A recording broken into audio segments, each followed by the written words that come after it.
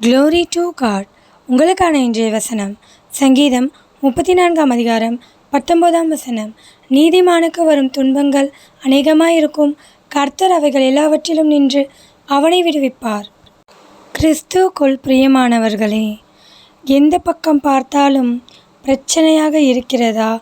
இந்த பிரச்சனைகளிலிருந்தெல்லாம் யார் நம்மை விடுவிப்பார் என்று நீங்கள் வேதனையோடு இருப்பீர்கள் என்றால், கர்த்தர் வசனத்தின் மூலம் உங்களோடு பேசுகிறார்.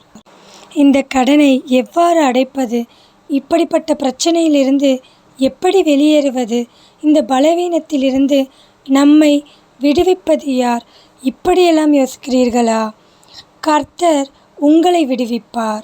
நீங்கள் எப்படிப்பட்ட பிரச்சனையிலே மாட்டிக்கொண்டிருந்தாலும் கர்த்தர் உங்களை விடுவிப்பார். கடன் பிரச்சனையிலிருந்து கர்த்தர் உங்களை விடுவிப்பார். உங்கள் கடனை அடைக்கும்படியாய் கர்த்தர் உங்களுக்கு உதவி செய்வார். உங்கள் பலவீனங்களிலிருந்தும் போராட்டங்களிலிருந்தும் கர்த்தர் உங்களை விடுவிப்பார்.